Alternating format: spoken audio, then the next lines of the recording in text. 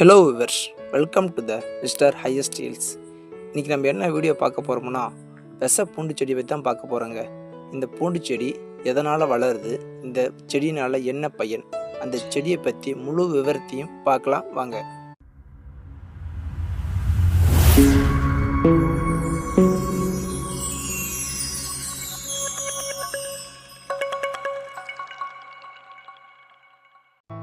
இந்த செடியோட ஆங்கில பெயர் பர்த்தினியோ ஹெஸ்ட்ரோபோரஸ்.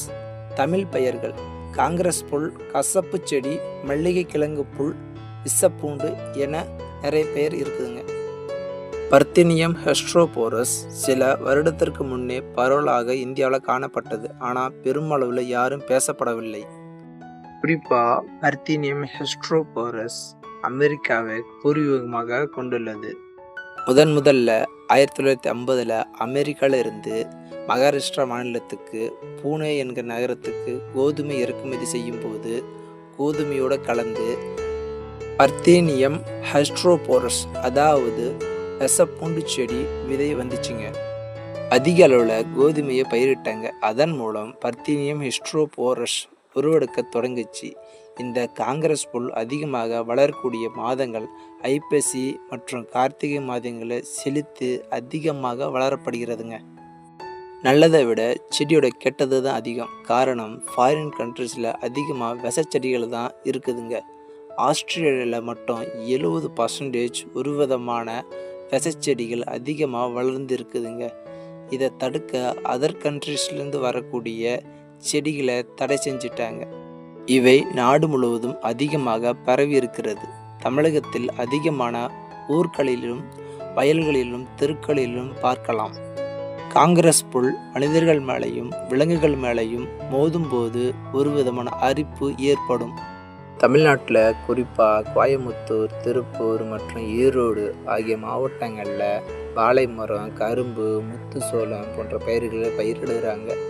அப்போ இந்த விஷச்செடியானது அதிகமாக அந்த மாவட்டங்களில் காணப்படுது. இந்த விஷப்பூண்டு சோளம், கோதுமை, நெல், கம்பு போன்ற அதிகப்படியான தானியங்களை வயலில் விதைக்கும் போது இது மாதிரியான விஷப்பூண்டு அதிகமாக வளருதுங்க. உதாரணமாக சோளப்பயிரை எதிர்த்து அதிகப்படியான சோளப்பயிர் சத்தை உறிஞ்சி விஷப்பூண்டு உயிர் வாழுதுங்க. நச்சுத்தன்மை காற்று மூலமாக பரவும். இதனால் மனிதர்கள், விலங்குகளுக்கு நுரையீரல் மற்றும் தோல் நோய் வருது. விவசாயிகள் மருந்தடித்து அழிப்பார்கள். இதனால் முழுவதும் அழியாது. முறைப்படி அழிக்க செய்ய வேண்டிய ஒரு வேலை.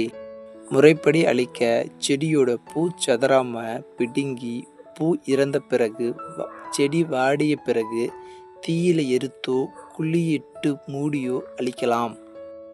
இதன் மூலம் வயலில் அதிகமான பர்த்தினம் ஹெஸ்ட்ரோபோரஸ் அதாவது பூண்டு செடி வருவதை முழுவதுமாக தடுக்கலாம். பர்த்தினம் ஹெஸ்ட்ரோபோரஸ் இதை உரமாக வயலில் பயன்படுத்தி இதில் உள்ள நச்சுத்தன்மையை பயன்படுத்தி சிறிய பெரிய பூச்சிகளை கொள்கிறது. பூண்டு செடியை பற்றி பார்த்தோம். செடி எப்படி வளருது, இதனுடைய பயனை பற்றி உங்களுக்கு இப்போ தெரிஞ்சிருக்கும். இந்த செடியை பற்றி உங்களுக்கு தெரிஞ்சிருக்கும். அதனால் உங்கள் வீட்டை சுற்றியோ உங்கள் வயலை சுற்றியோ இருந்தால் கண்டிப்பாக மருந்தடித்தோ இல்லைனா எப்படியாவது அதை வேரோடு பிடுங்கியாவது அந்த செடியை அழித்துருங்க. அப்போ தான் உங்களுக்கு நல்லது, உங்கள் சுற்றி இருக்க அனைவருக்கும் நல்லது. உங்கள் ஊரில் இதை பூண்டு செடின்னு சொல்லுவாங்க. உங்கள் ஊரில் இதற்கு பெயர் என்னன்னு சொல்லிட்டு கமெண்ட் பண்ணுங்கள். இந்த வீடியோ பயனுள்ளதாக இருந்துச்சுன்னா மறக்காமல் லைக் பண்ணுங்கள். அடுத்த சிறப்பான வீடியோவில் பார்க்கலாம். I'll be back, Mr. Highest Hills.